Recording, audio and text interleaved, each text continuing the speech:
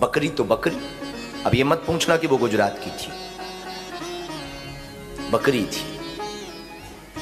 राजा ने घोषणा की जो इसको भरपेट तृप्त कराएगा, भोजन कराएगा, उसको इनाम देंगे।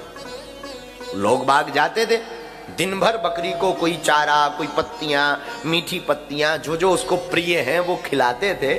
शाम को राजा कहता था देखो हम ऐसे नहीं मानेंगे, टेस्ट करेंगे। राजा फिर एक 9 अंकुरित पत्तियों का जो लकड़ी होता वो सामने रखता, बकरी फिर खाती। राजा कहता देखो तृप्त नहीं हुई।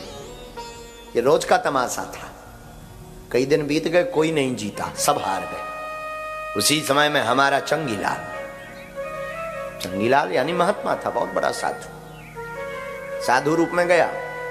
राजन से बोला सुनो, हम इसको एक दिन नहीं 6 घंटे में ठिकाने लगा देंगे, पूर्ण तृप्त करके भोजन करवा करके लाएंगे।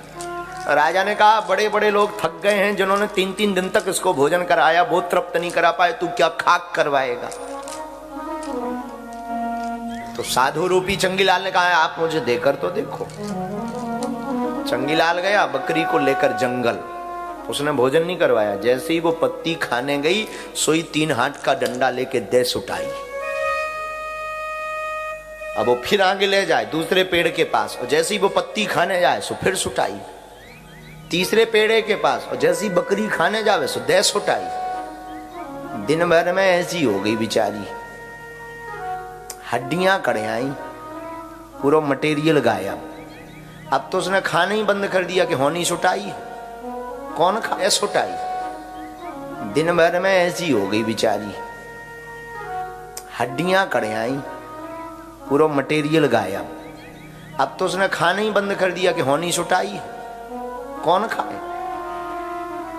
तो फिर 5वें 6वें घंटे में फिर एक पेड़े के पास ले गया। अब वो देख ही रही थी कि खाऊं क्या करूं, लेकिन जब तक डंडे की याद आ गई और मुंह भर उस तरफ किया सो फिर दे सुटाई। 7वें घंटे में राजा के पास ला करके बोला लो हुजूर आपकी बकरी एकदम फुल टंकी फुल है, खूब खा चुकी है, अब ये एक पत्ता नहीं खाएगी, खाए तो बताना, मैं हाथ पांव तोड़ दूंगा। राजा ने कहा मैं ऐसे नहीं मानूंगा, टेस्ट करूं, करो टेस्ट। राजा तो फुल कॉन्फिडेंस में था, आज तक कोई हरा नहीं पाया। तो उसने एक पत्तियों का डाल उठाया, जैसे ही आगे रखा सोइए लठ लेके आगे पहुंच गए। इधर देख। बकरी ने पहले पत्ती की तरफ देखा, फिर डंडे की तरफ। बोले पूरे दिन यही से पूजा हुई है। बकरी ने मुंह मोल लिया कि मुझे नहीं खाना है, भाड़ में जाए। राजा बोला हद हो गई, तुमने ऐसा कौन सा भोजन कराया कि ये खा नहीं रही। तो चंगीलाल ने कहा कि अकेले में मिलना फिर बताएंगे, अभी सब मंत्री है ना, अच्छा नहीं लगेगा। तो राजा ने कहा नहीं नहीं बताओ ना, तो मंत्रियों को हटाओ ना। उसने मंत्रियों को हटाया, पर बोले कि इससे सुटाई दी हमने।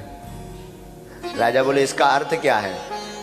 तो चंगीलाल साधु था, बहुत पहुंचा हुआ, बोले देखो ये मन है, तुम जितना इसको कुछ भी दोगे, एक 2 कमरे का 2 BHK मकान दोगे तो ये महल की ख्वाहिश देखेगा। तुम बहुत बड़ा महल ले दोगे तो ये गाड़ी की ख्वाहिश देखेगा। बहुत बड़ी गाड़ी ले लोगे तो ये दूसरी गाड़ी पर जाएगा तुरंत। दूसरी गाड़ी भी तुम ले लोगे तो ये तुरंत हेलीकॉप्टर की तरफ भागेगा।